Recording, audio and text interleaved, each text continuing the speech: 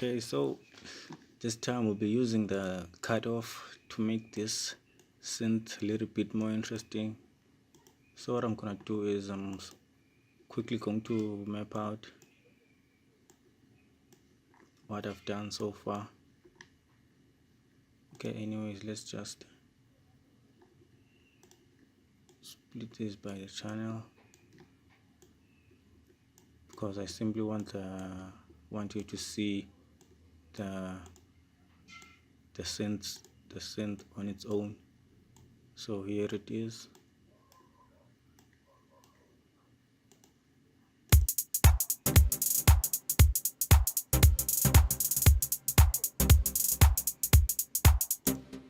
So here's our cutoff. Just now we'll be playing around with it to make things a bit more interesting. So I just want you to look at how I move it around as the track progresses over that loop. So that's exactly what you would be doing when you're making your own track. And I want you to notice when I actually move up and when I turn it down. So listen.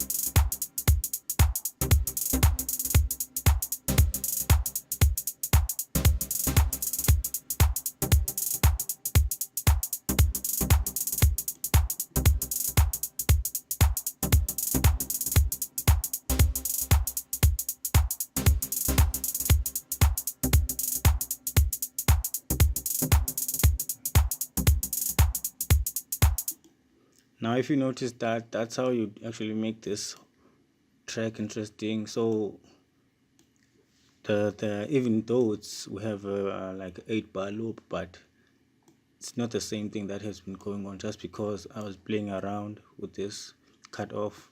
So what you do is you're just gonna right click here and create automation clip. Here's the automation clip for the cutoff. So the stuff that I was actually doing when I was playing around with the cutoff, you're just going to almost do it here when you're the one. Just take some time. That's where you actually put a lot of time on your production, just playing around with this thing so that it doesn't sound the same. Let's listen.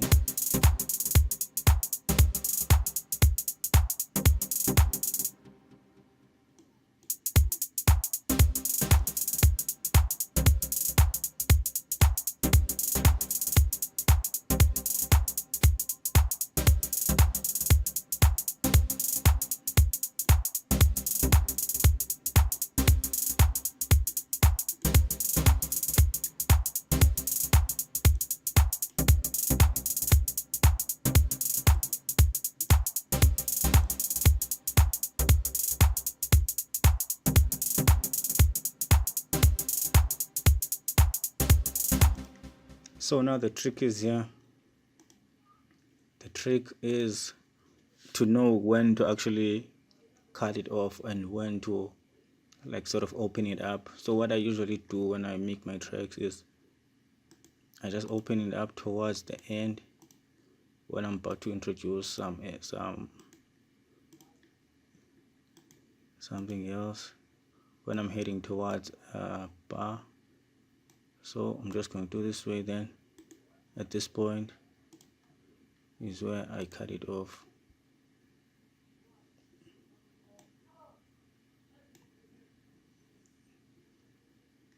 So let's listen to this.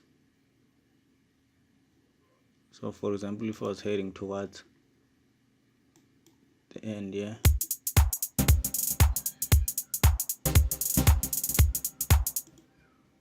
then if it was much bit longer, then when I know I'm introducing the next bars, so I'm going to kill these heads.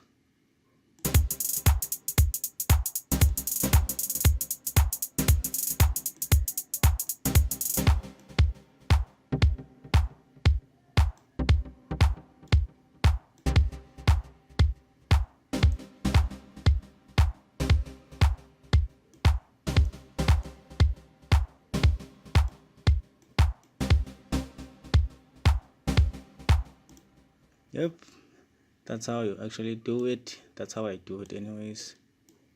So another tip for the day, 5 minutes tops, sharp.